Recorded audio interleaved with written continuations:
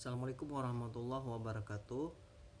Ini pertemuan ketiga untuk kelas khusus untuk mahasiswa pendidikan khusus juga Universitas Muhammadiyah Mahakarya Aceh.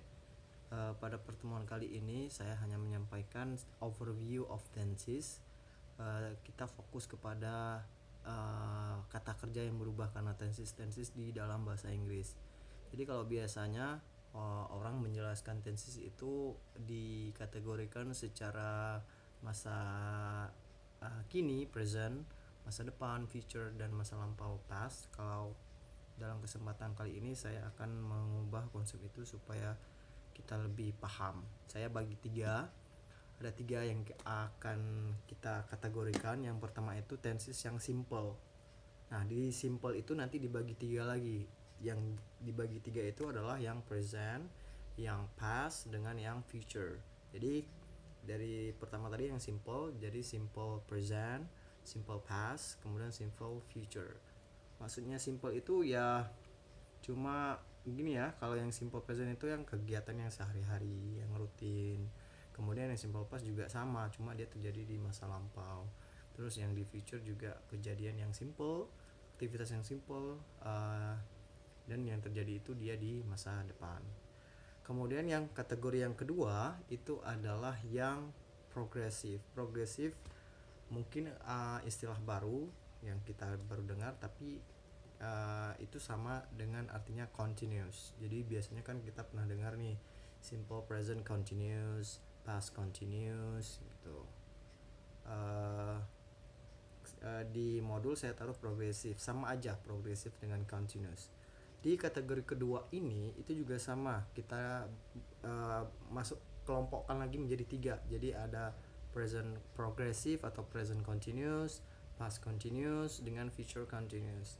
Maksud continuous itu kejadian atau suatu aktivitas yang sedang berlangsung. Jadi kalau kita masukkan ke analogi, present continuous itu kejadian yang sekarang sedang berlaku, kedepannya kita tidak tahu apa masih berlaku atau tidak, apa masih berlanjut atau tidak. Kemudian kalau past progressive itu sama, kejadian yang sedang berlangsung tapi kejadiannya di masa lampau. Kita tidak tahu apakah dia masih berlanjut atau tidak ke masa kini. Yang pastinya itu terjadinya di masa lalu. Sama halnya juga dengan future continuous. Itu juga kejadian yang masih berjalan, masih berlangsung, tetapi kedepannya lagi ya, itu kita tidak tahu apakah masih berlanjut atau tidak. Kemudian kategori yang terakhir itu adalah yang perfect tenses.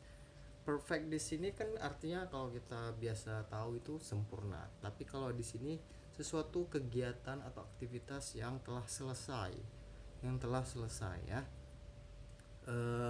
Sama di kategori ketiga ini saya juga bagi menjadi tiga.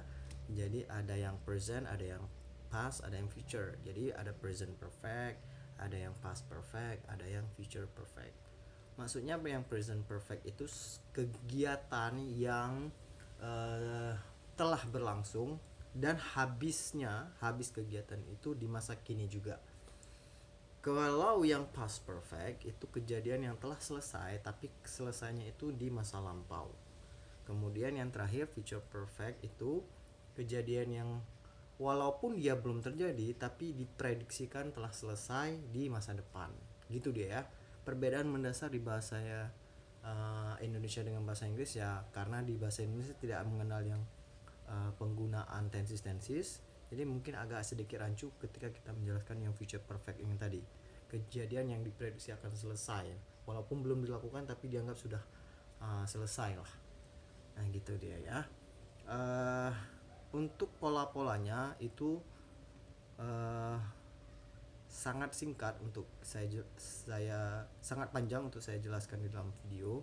Mudah-mudahan nanti di 25% yang luring ada kesempatan untuk saya jelaskan lebih komprehensif untuk yang ada waktu sedikit untuk menjelaskan yang pola-polanya. Namun di dalam modul saya sudah memasukkan contoh-contoh dan juga makna-makna atau deskripsi mengenai bagaimana seharusnya pertensis itu. Nah, gitu dia. Saya conclude lagi supaya lebih ingat ya. Karena orang kalau mendengar kata tenses di belajar bahasa Inggris itu langsung aduh ini mulu kan, susah ini, pening kita ada tenses ini ada tenses, sebenarnya enggak ya.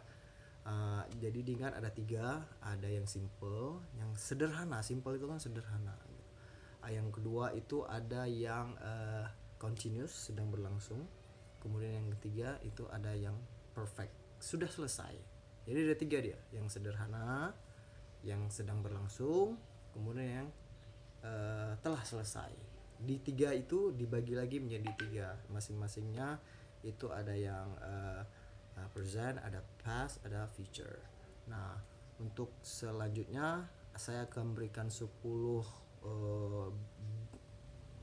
soal dalam bentuk blanks, jadi diisi titik-titiknya, diisi tenses mana yang paling cocok, diubah tensesnya, kata kerjanya menjadi tenses yang paling cocok.